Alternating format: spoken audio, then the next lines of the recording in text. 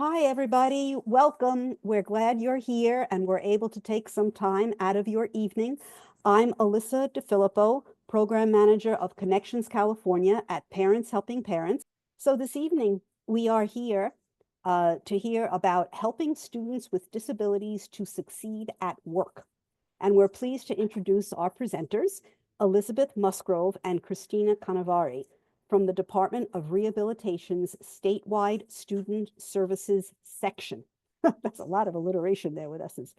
Elizabeth is the chief of the Student Services section, and Christine is the manager, both employees of DOR for quite a bit, I believe, passionate about preparing our young adults for employment and here to provide us with an overview of DOR's student services. Also joining us from Exceptional Family Resource Center in San Diego is, they're our sister agency down there, is Moira Alberton, and she's going to be helping with the Q&A. And if anybody has any questions about local resources in the San Diego or Imperial Valley area, please feel free to ask those questions because Moira is a person who can answer them. All right, so without further ado, I'm going to stop my share and turn it over to Chris. Thank you all for coming. We're so happy to be here. Thank you so much for including us in the invitation. I'll pause. Let me share my screen and verify that it's visible and clear. Elizabeth, how do you see me now? It looks good to me. Super. Okay, take it away. All right, thanks, Chris. And thanks, Alyssa, and thanks, Maura, and the Parents Helping Parents again, inviting us. We're really happy to be here with you all and really excited to talk about the services with the Department of Rehabilitation and how that might look for you or for a member of your family or friends. Or it's always nice to have this information in your back pocket or to talk about and to share resources that might benefit the community. So thank you again for having us here. Really appreciate it.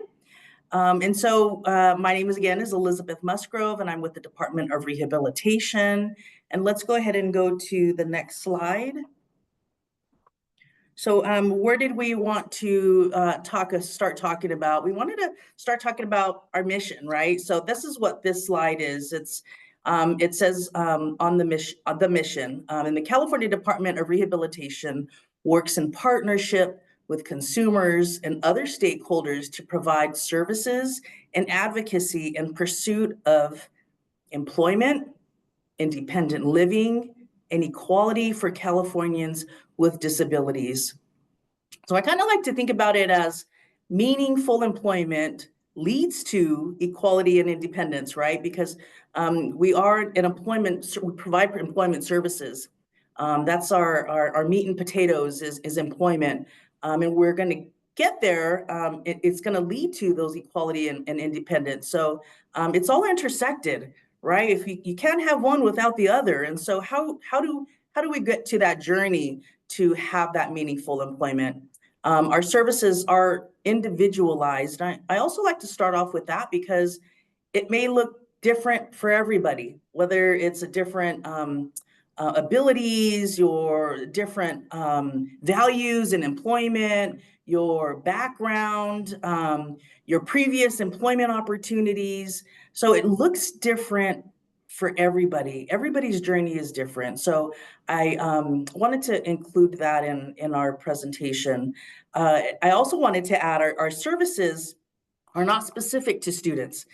So today we're going to focus a lot of our conversation around students, but inevitably I get a question of, do you have, is this only for students? Does only students receive services? And the answer is no. We provide services to students and adults. It's part of our continuum of services that we are able to provide to individuals. So we can start early at 16, and then there is no number at the end. So I just wanted to have that on how we tailor services for that individual's specific journey. And we'll go over some of those services with students and with adults through our presentation. But I just wanted to add that we are a continuum of services, and we provide services to students and to adults.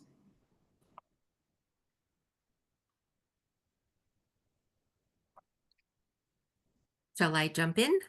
Absolutely. Okay, so who are we and where do we fit in the big picture? DUR is a state department under that California Health and Human Services Agency, that big umbrella at the state level that is focused on health and human services. We like to say that we sit next to our partners at Department of Developmental Services, DDS, also sit next to public health, managed care, social services, those 12 departments that are focused on health and human services. Now, the interesting part about DUR is that our mission is very direct, just as Elizabeth was talking about. We're focused on supporting individuals with disabilities to be included in their community via employment. So we have a very specific mission. A majority of our funding comes from the federal government, which means that there are voc rehab systems in every state and territory across the country. But we all share the same mission and this same focus. We're, are at the heart of what we're doing. We're looking at individuals as individuals. Every individual is unique. We're focused on identifying their talents, their skills, their interests, and how they will want to fit in and be included in their community. And we're not looking just at a job. We're really focused on what is that career goal. And it might take a little bit of time to reach that career goal. There might be education, there might be training required to reach that goal, but we're looking at every individual coming through our door to set their goals, and then how are we going to get there? And tonight, talking about students, we greatly embrace the importance of early discussions, early conversations about career.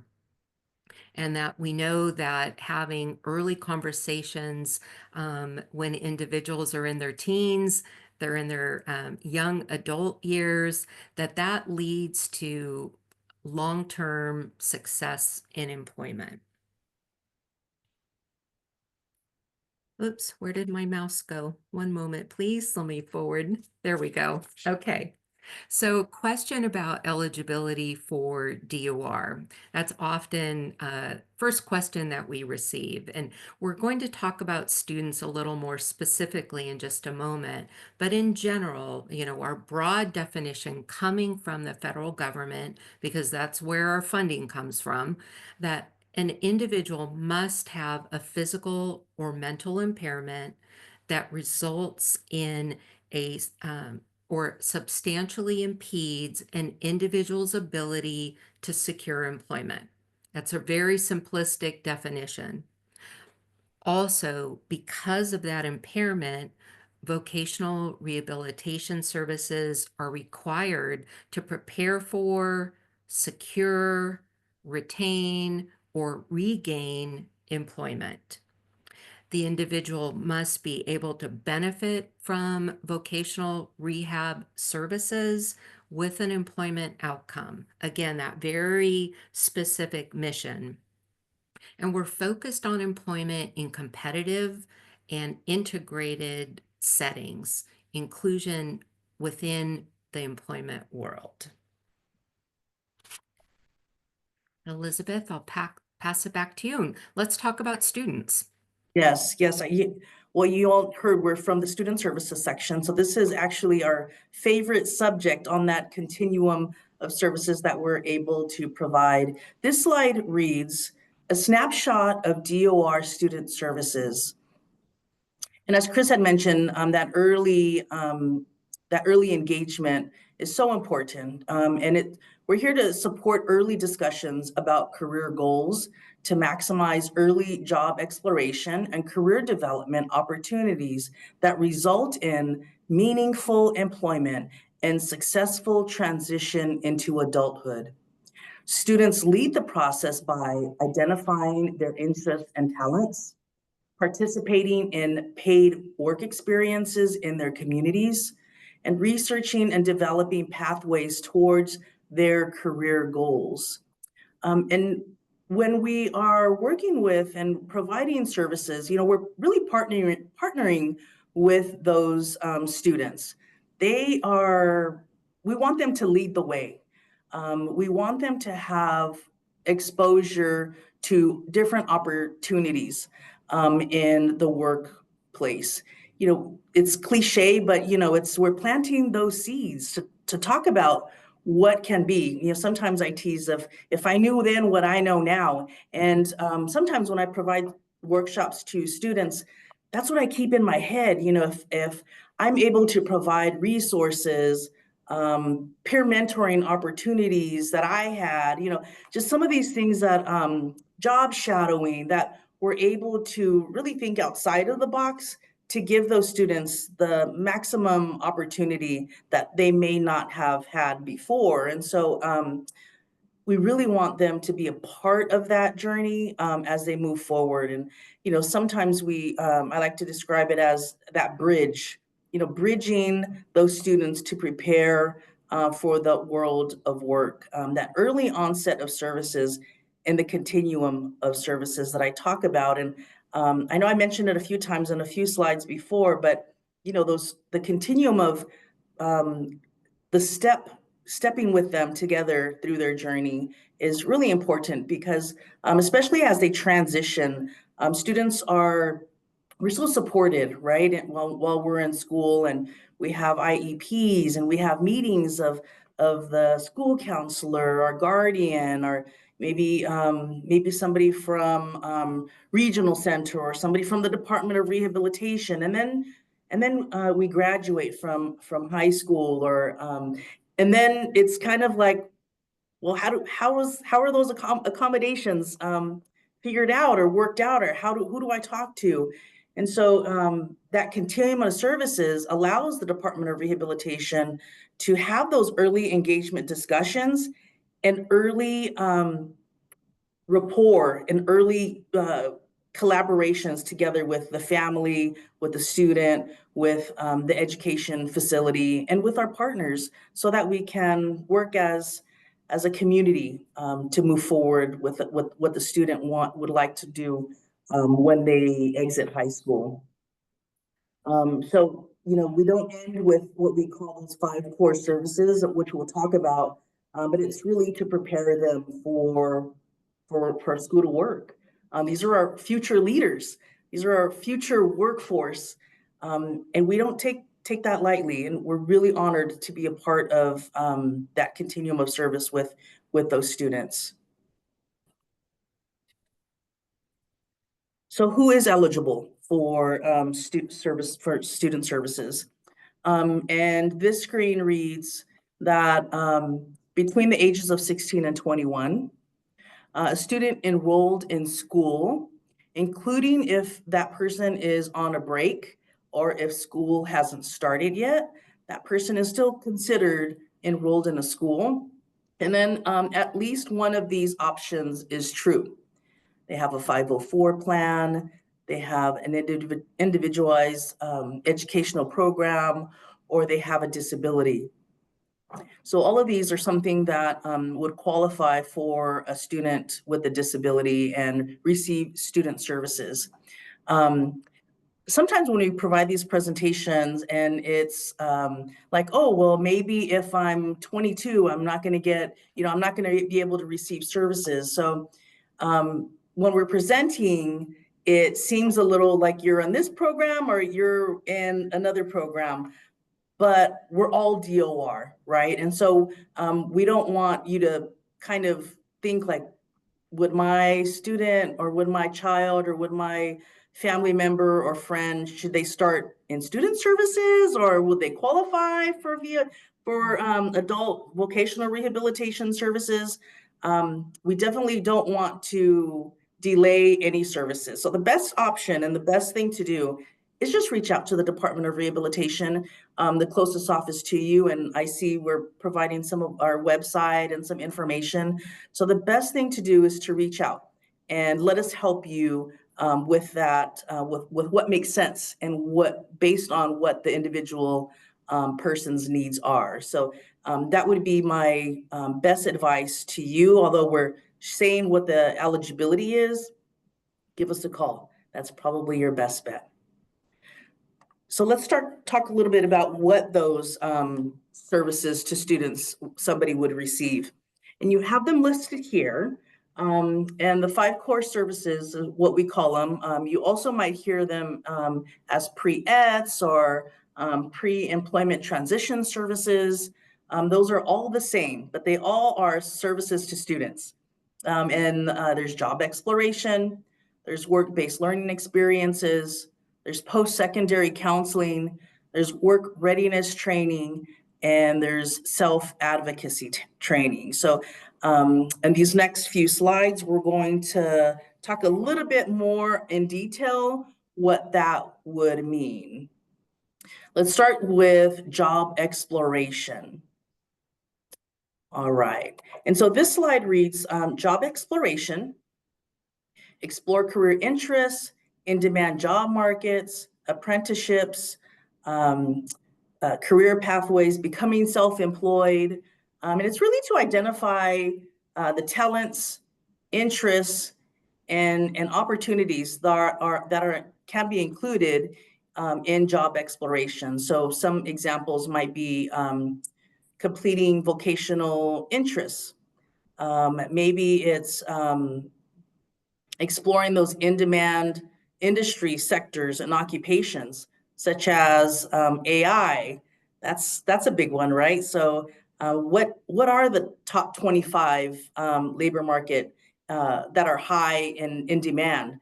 Maybe cybersecurity. Maybe it's to start an apprenticeship.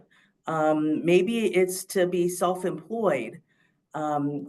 And then let's say the exploring the labor market, which applies to the individual's areas of interest. What are their career goals? What are their values? What is meaningful to them? And so, we want to allow the student, again, to see what makes sense to them and what interests them, what are their talents, and give them opportunities in these areas.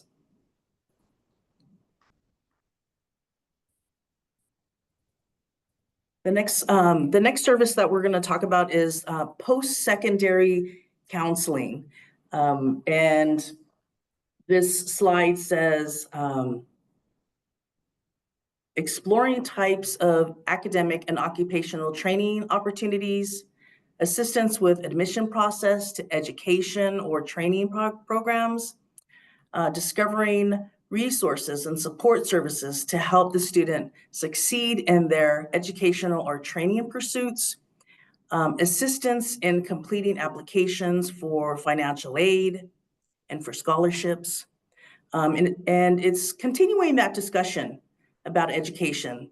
So if they are thinking, the individual's thinking about continuing with some type of training after high school, what does that look like? What is the process that needs to happen? What are the resources for that individual after high school? Maybe it's with supportive services within the community college, or maybe they don't want to take an English class and they just want to be specific about a vocational training, welding, for example, where they don't have to take a history or general education class. So again, it's different for everybody, but it's really to explore those academic training opportunities that person might be interested in. We're also advising students and parents on what that might look like, how financial aid works, and attending those, what that looks like for attending an adult school or a community college. And if training is required, what kind of services are going to be needed for that individual to take to be successful?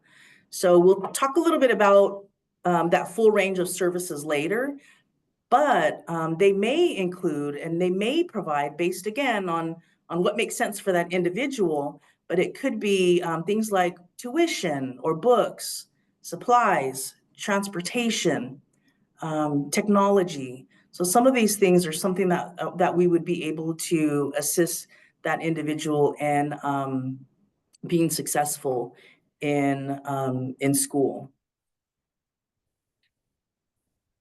The next one is work readiness training. And this one is preparing for the job and getting the job, and keeping the job. Developing job skills, learning about workplace etiquette, strength in communications for the workplace, financial literacy, money management. And I really like that first part, preparing for a job, getting the job, and keeping a job. So how are you going to keep that job, right? If you've never had a job, and we kind of say you're going to work after high school, but then how do you request accommodations? Or what if you need to take time off for medical appointments? Or what if you need to learn about budgeting, right? Because you never worked and now you're getting some money. How does that look like for you? And so those are some of the questions and some of the things that we would go over, what we call benefits planning, maybe talking about mobility, traveling independently, creating a resume, filling out applications. And they really learn to have good work habits, learning how to be a good employee, right? What if you're in a job and you're not getting along with your coworker? How do you maneuver through that without experience or knowing how to speak to your manager? So those are some of the things that we look at and we provide in work readiness training.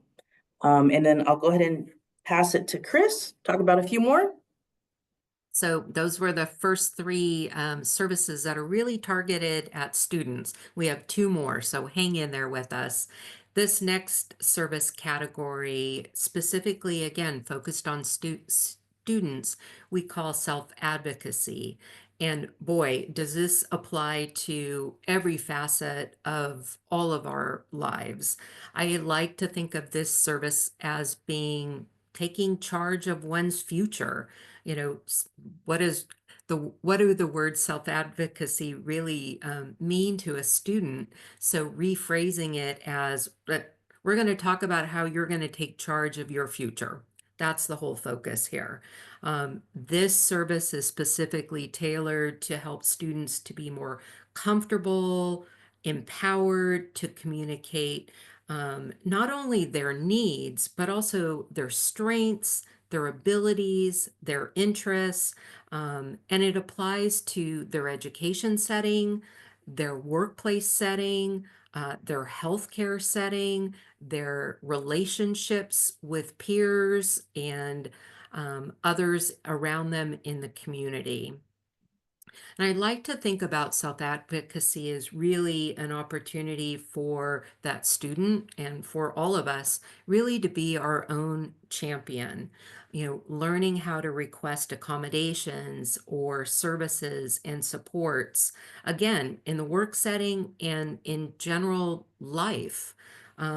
Learning rights and responsibilities, not only in school and work, and that might include being actively involved in IEP meetings or maybe IPP meetings at the regional center. It could also be rights and responsibilities in life, thinking about civic responsibilities, voting, the dreaded jury duty that just recently got a summons. So that importance of, sorry, that jury duty time will not work for me. So how do I make that phone call to postpone and receive a new date? I need to ask for it. No one's going to offer it. Also thinking about in this category, learning how to seek out resources, ask those questions, and again, voice needs. I like to think about the great opportunity for students to participate in leadership opportunities, whether it's at school or through social clubs or structured organizations, or perhaps it could be a religious affiliation, but having that opportunity to practice leadership skills and stand up to not only talk about what they need, but how can they assist others? And again, as the central theme through all of these service categories is really about communication skill, having that confidence in work, in school, in life, to speak up for oneself, taking charge of one's future. And the last of our 5 service categories that are specifically focused on students, no offense to the other 4 categories, but this is probably the most popular service option. This is the service category that really gives students an opportunity to prepare for their future career. And first out that gate on that list is opportunities to have paid work experience. Volunteer work experience as well, also important. But thinking back to my student days, that paid work experience was sure a favorite opportunity. We know that research shows that work experience is one of the best predictors of success in future career, future working environment. That work experience allows exposure to the real world, both the good and the bad of the working world. It offers students an opportunity to get their hands dirty and to learn what they like doing, and equally important at learning what they don't like doing. As a short story here, not long ago, there was a paid work experience within DOR, and it was in an office setting. It was primarily clerical duties. And at the end of the work experience, the student said to me when I said, "Hey, what'd you think? How was the experience?" And the student said, "Well, I really liked everyone here, but this job was boring. So I'm really sure that this is not what I want to do." And that was a valuable experience for that student. Also under this work-based learning experience category, we think about worksite tours to learn more about an industry or a specific job, to see the job environment. What does that office actually look like? Does it look fun, or does it look boring? um, Thinking about in this category the opportunity for informational interviews with potential employers. And this is an opportunity to learn about skills and the education that might be needed for a specific career or a specific job. Again, to see that work setting, to learn more about employer expectations. Job shadowing, I think, is such a valuable experience. Again, to see the work setting. You're not there to work, but you have an opportunity to really take a look around and see if you like what you see. Thinking about apprenticeships, also career mentorships, the opportunity to speak with professionals in a career, and to hear from them what they think the keys to success are.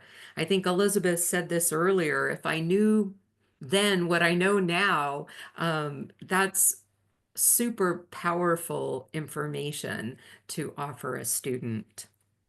And then also under this category, volunteering, internships, on-the-job training. It could be California Conservation Corps, Job Corps, all on-site work-based experiences, learning through doing. Not on this slide, but I always like to mention that I think also powerful opportunity are career-related competitions. Um, we often see in the local news here in Northern California competitions in robotics, high school teams that have built robots and they're in competitions. And that's a great opportunity for students to learn more about a specific career and a skill set. I also like employer panels or conferences that are specific industry focused, where students have an opportunity to hear from professionals that are in that field to learn trends, hear about skills that are needed, education or training, and tips for success. I'm pausing because my mouse disappeared again. Okay, there we go. Okay, take it away, Thank Elizabeth. you.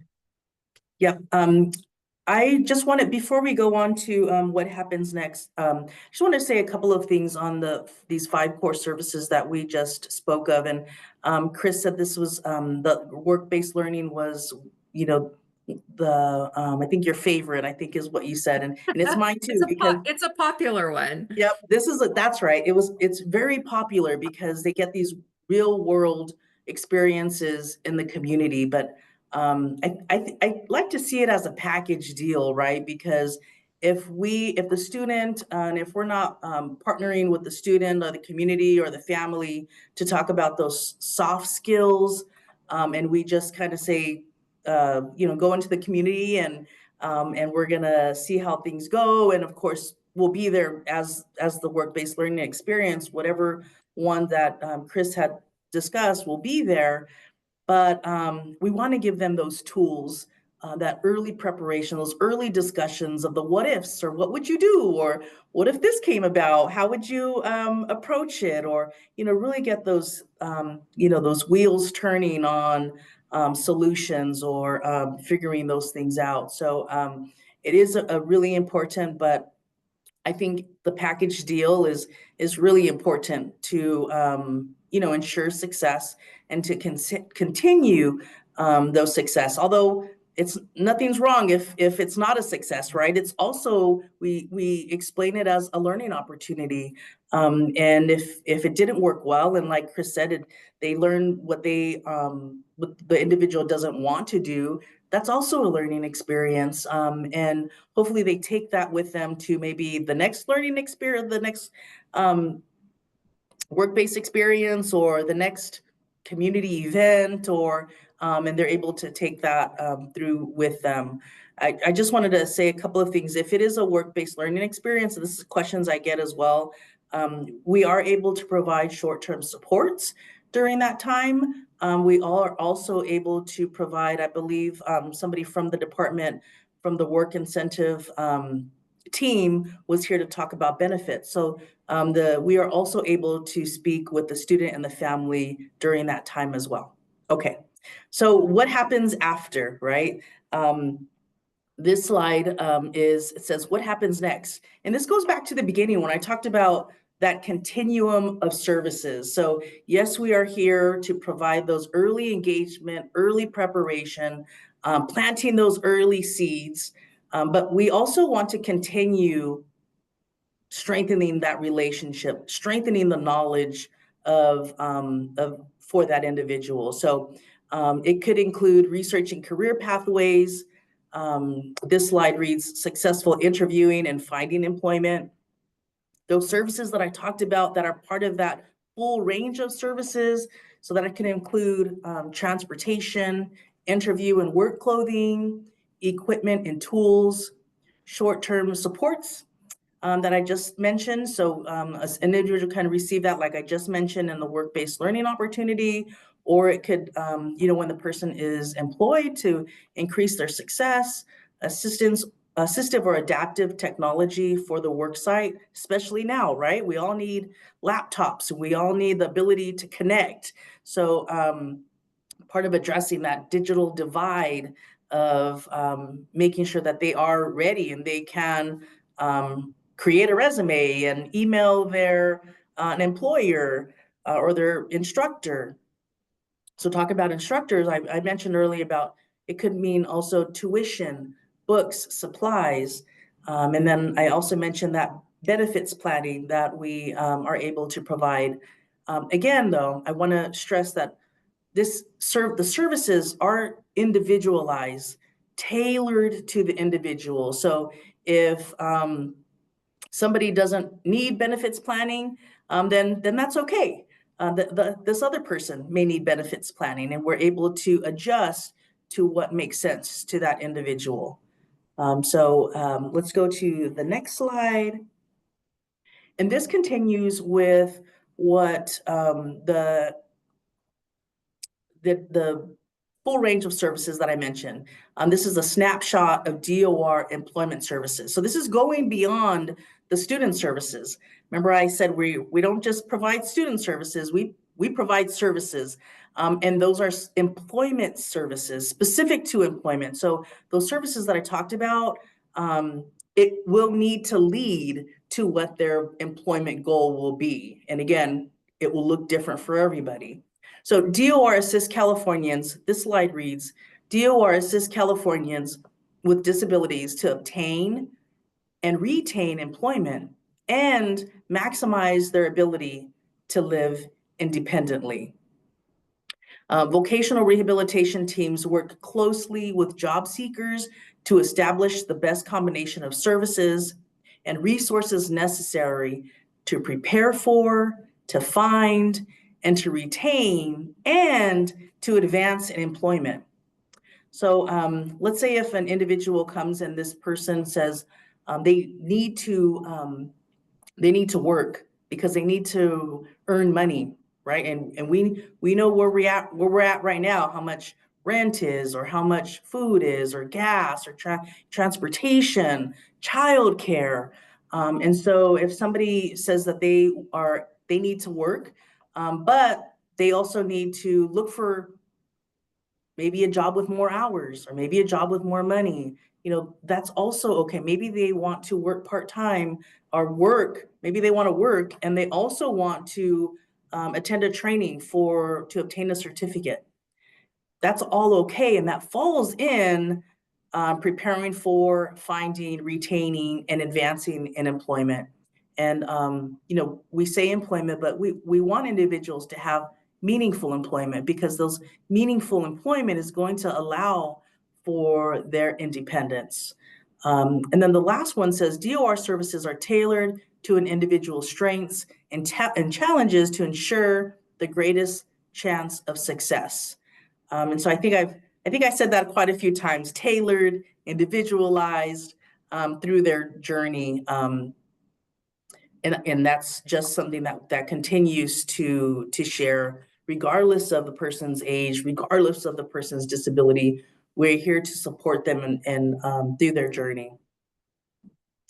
And then let's go to the next slide. And Chris, if you can share how that timeline might look like. Sure. So I'm a person that really likes to know where the road leads, shall I say. I want to know what's going to happen and what's going to happen next. So we thought it important to talk a little bit about the process for DOR. And we've talked a lot about students, and this is the very general timeline for coming to DOR. So starting at that very beginning, the application, that first step is submitting an application. We'll talk a little bit more about in a minute about how one does that. But that first step is really determining that the individual is eligible for DOR.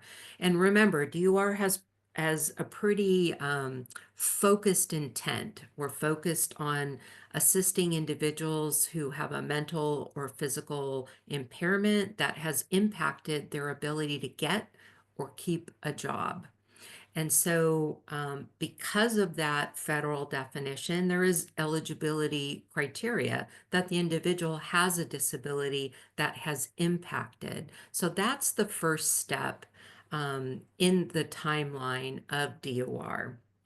Now, if individuals are coming to DOR and they are connected with the regional center system, it's very easy for us to check that box of eligibility. If the individual is coming to us and they are receiving SSI or SSDI, that's also an easy eligibility box to check. And my helpful hint at that first step is for individuals coming to DOR is to be prepared to talk about or to bring documentation or to include others, maybe from the regional center or a teacher or a family member who can talk about a little bit about the individual's disability and how that has impacted their ability to step forward on their path to employment. So that's my helpful hint. So that's the first step we have to go through. That next step is a little bit more fun, and that's developing the the plan to reach that employment goal. And we have a fancy name for it, an individualized plan for employment. If you're talking to DOR or you've talked to DOR, you may hear DOR refer to that as the IPE, and that's a written plan. And at the very top of that plan is the individual's career goal. What do they want to do? Do they want to be a welder or a teacher's aide or a cake decorator or a florist or a skydiving instructor? That vocational goal is at the very top of that plan. And the rest of that plan is identification of perhaps education needed to reach that goal, or training programs to reach that goal, or supportive services to reach that goal. It could also include goods that are needed. If the individual's in school, is it a backpack to carry books? Is it a bicycle to get to and from school? Is it an umbrella because you live in the northern part of the state where it rains a lot? So that IPE, that vocational plan, we do our very best to identify all of the services, education, training, and goods that are needed. Now, the good news about that plan, once it's written, the individual will sign it. So everybody's in agreement that this is where we're headed. That plan can be changed. How often did I change my vocational goal when I was 20 years old? I don't even want to tell you how many times, and that's okay. And that's a conversation between the individual and their vocational rehab team to sit down and say, well, I thought I wanted to be an electrician, but now I realize that I have to climb power poles and I'm super frightened of heights. It's not a good plan for me. So that's okay. That's part of the journey. So that's that next step, is developing that plan. So following that plan, once it's in place, then you're carrying out that plan, whether it's school or training or further education or other kinds of supported services. And ultimately, that goal is the individual reaches their vocational goal, they're doing well, and DUR at that point will wish the person well and say, good luck. If you need us again, come back. So I always like to describe that DUR pops in and out of individuals' life as it relates to their employment. And the good news is that there is no limit to the number of times an individual can come to DOR through their working life. They might only see us once, or they might see us 4 times, depending upon it's time for a new job or advancement, or, in those very dark days of the economic downturn or the pandemic where some jobs were completely eliminated or businesses were closed. And so individuals came back to us and said, I would like to search a job in that same industry, or maybe it's time to look in a new industry. So that's our generalized roadmap. And once again, my mouse is missing. There it is. Okay, thank you for bearing with me. All right. So collaborations and partnerships.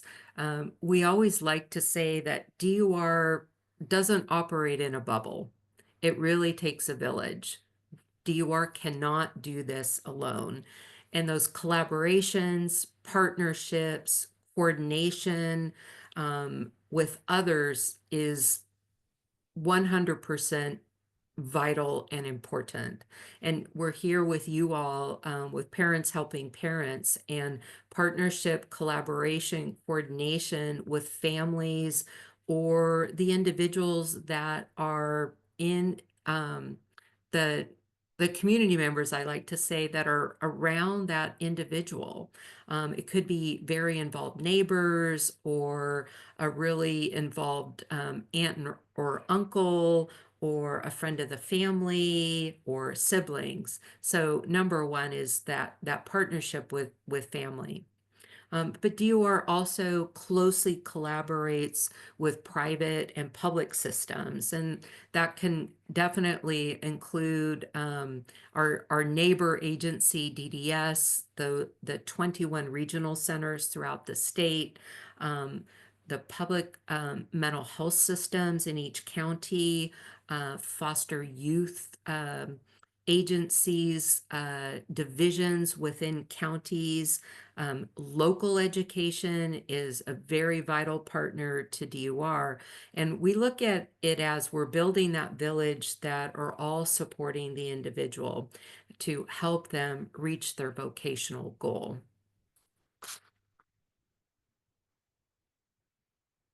Okay, what you all been waiting for. How do you get a hold of DUR? And I'm happy to tell you, you have a lot of options. But first of all, at the very bottom of this slide, if you have questions, or you have questions that we don't get to this evening, or if you have specific questions about services or an individual or an interaction with DUR, please email us at youthservices@dor.ca.gov. And I'm going to go ahead and repeat that. I'd like everyone to write that down in your notebook. Youth Services, all run together, at dor.ca.gov. That email address is monitored in our section. So Elizabeth, me, our analyst team, we are looking at that email box numerous times throughout the day. So feel free to send us a note if you found this event tonight helpful. Drop us a note. We'd like that good news also. But do reach out if you have any questions. We'd be happy to provide assistance. So number one, youthservices@dor.ca.gov. Okay, how do you connect with DOR? How does an individual apply? You have a couple different options. The old school option is to Google Department of Rehabilitation and look for the office that's closest to your location. That should pop up very easily in a Google search online. Also on our website, which is www.dor.ca.gov, dor.ca.gov. Once you go to that website, at the very top of our page, it's very easy to see contact us.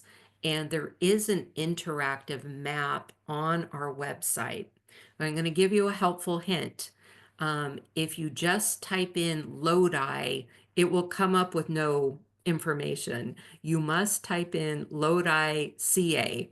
So add that California, and it will show you the local closest DOR office to Lodi or any community.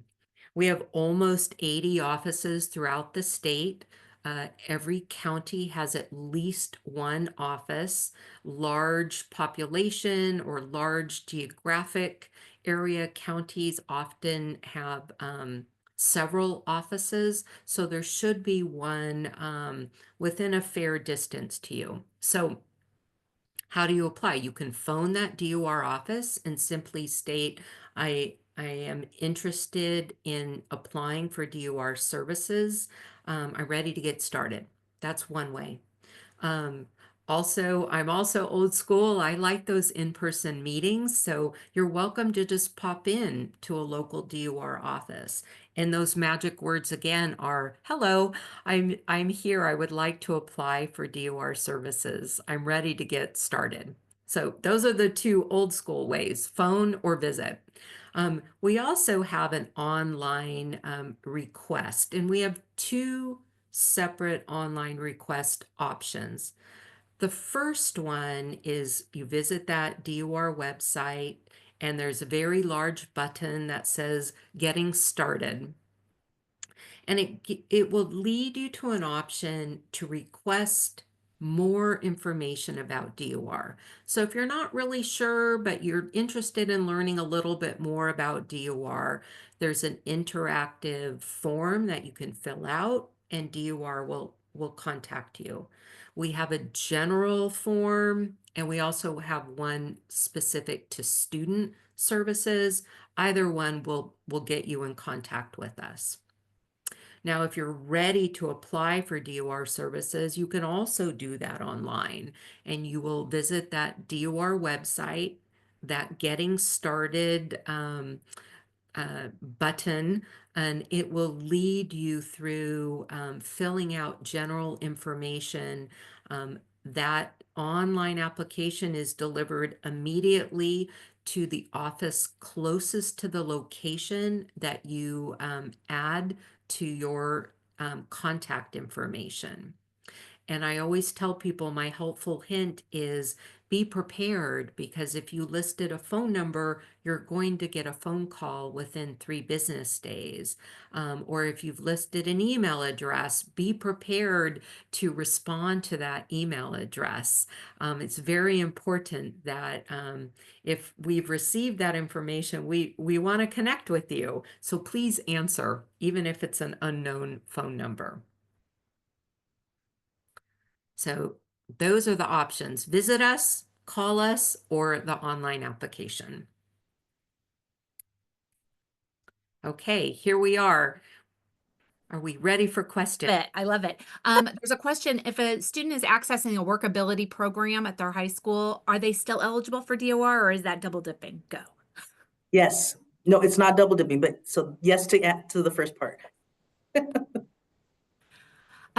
We had a more thoughtful question, or a more deep question about self-advocacy. And it was a list of kind of like topics around self-advocacy. How does DOR get to the how of self-advocacy?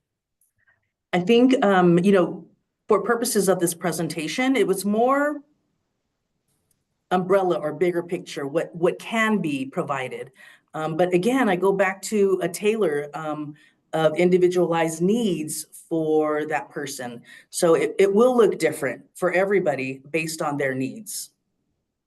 Alyssa, how are we doing? Do we have time for a couple more? Yeah, I I need did a see couple one of more. question. It was my student, and I don't have them up. I just turned it Oh, out. my student is not participating? Is No, that no, no. oh. My student, I didn't see that one. My student is an adult. Are they only eligible to participate in a work experience? Are they still able, something like that? Yeah. But we do have adult work experiences is what I want to say. So we have student work experience and we have adult work experience. Remember I shared, we're focusing on students, but we also have these services for adults. Yeah, and I answered that question and gave that Yeah, person that's the why I was supported confused. employment Oh. link. You're Yeah. quick. All right. Oh, I don't know about that, but can I just say one thing, and that is that DOR counselors are great. DOR is great, but it's almost like a grassroots effort for parents and students to be asking early and often with your schools to start those vocational assessments and to start talking about your transition to adulthood at your IEP meetings before your student turns 16. In July of 2025, law will be as of ninth grade, and that's great. I'm glad we're going back to that in the state of California. But when people say that my child is not motivated, my young adult is not motivated, they don't know what they want to do. If they had a longer runway, if they had these vocational assessments and they're 12, 13, 14, then by the time they're 16 and they get to student services, they're a little primed, they're a little readier, and then the DOR counselors can work with them better. And when they refer them to job developers, they're more likely to know what it is they might want to do, which is going to change from year to year. Okay, that's my soapbox. I'm Yeah. sorry. It's 7:30. Moira, any other questions? Perfect. Yeah, Thank you. a couple more. How are we doing on the evaluations though? Just real Oh, quick, Alyssa, you talked about IEP meetings. I just want to add, invite DOR to those IEP discussions. yeah. When I don't know, you can't really invite them when they're 12, right? I'm talking about starting those transition discussions earlier. And then at 16 for student services, or if workability is involved in your high school, absolutely involve your Invite DOR. DOR, yep. Absolutely. A couple timeline kind of questions. One was if a customer finds a job, loses the job, does a whole new application have to be done?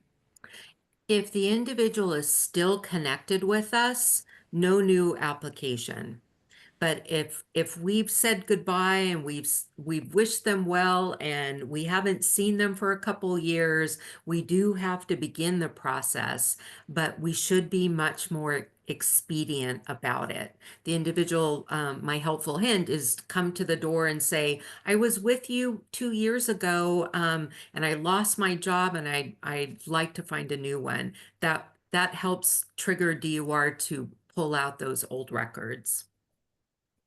And then how long is the timeline process for students? I hate to be so vague, but it depends on the individual. There are some individuals who come and say, I'm ready to talk to you tomorrow. And other individuals say, I'm really busy with school right now. I want to at least get a connection with DOR, but can we talk a little bit more in the summer? So it really depends on the individual and what is happening with them in their life. And one more sliding in question. Can you talk about students with more extensive support needs? I think the question is just sort of like if we have a student that has more significant needs in high school and is exiting high school, do we hear our own children in this presentation? And I'm guessing the answer is yes. The answer is yes. That's the mission of the department. And back to that taking a village, it may be not everything. DOR might not be able to do everything that the individual needs, but assembling that village to support that individual towards their goal.